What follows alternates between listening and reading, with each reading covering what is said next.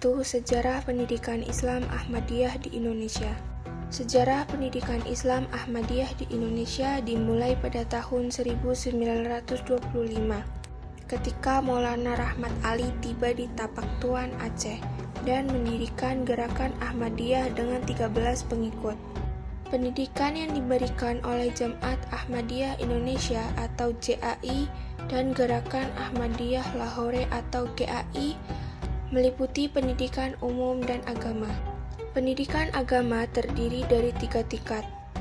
Yang pertama, Madrasah Diniyah Awaliyah atau tingkat dasar. Yang kedua, Madrasah Diniyah Wusto atau tingkat menengah, dan Jam'iyah atau akademi. Selain itu, JAI juga membangun taman anak-anak sebagai pendidikan umum.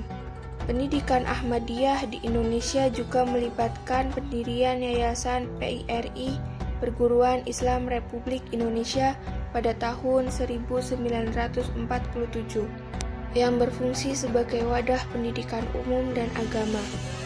Pendidikan sejarah dan pemikiran Ahmadiyah yang disebut dengan ke-PIRI-an juga diperkenalkan dalam kurikulum pendidikan. Namun, sejak adanya fatwa-fatwa Majelis Ulama Indonesia yang menyatakan Ahmadiyah sebagai gerakan sesat, pendidikan Ahmadiyah di Indonesia mengalami penindasan dan intimidasi.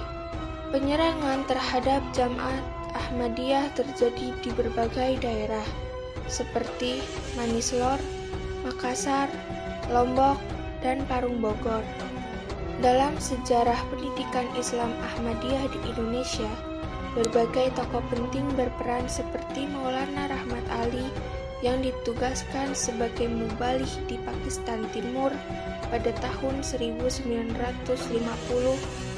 Tokoh lainnya adalah Mahmud Ahmad SH yang membantu memperkenalkan Ahmadiyah di Gresik pada tahun 1957.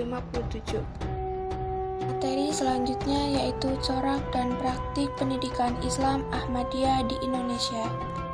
Corak dan praktik pendidikan Islam Ahmadiyah di Indonesia memiliki beberapa ciri khas yang membedakannya dari pendidikan Islam lainnya. Berikut adalah beberapa karakteristik yang ditemukan. Yang pertama, model pendidikan keislaman integratif. Pendidikan Islam Ahmadiyah di Indonesia memiliki model pendidikan keislaman integratif yang melibatkan internal dan eksternal. Model ini mencakup nilai-nilai dasar ajaran Ahmadiyah dan doktrin-doktrin ajaran Ahmadiyah. Yang kedua yaitu penerjemah Al-Quran. Ahmadiyah telah berkontribusi dalam penerjemahan Al-Quran yang menjadi warisan penting dalam hubungan agama-agama di Indonesia. Yang selanjutnya yaitu gerakan pembaharuan. Ahmadiyah sebagai gerakan keagamaan juga merupakan salah satu gerakan pembaharuan dalam Islam. Gerakan ini dilakukan untuk menyesuaikan paham-paham agama Islam dengan perkembangan baru yang disebabkan oleh kemajuan ilmu pengetahuan dan teknologi modern. Yang selanjutnya, organisasi dan struktur. Ahmadiyah di Indonesia memiliki organisasi yang terdiri dari Dewan Pimpinan Pusat, Dewan Pimpinan Wilayah, Dewan Pimpinan Daerah, dan Dewan Pimpinan Cawangan.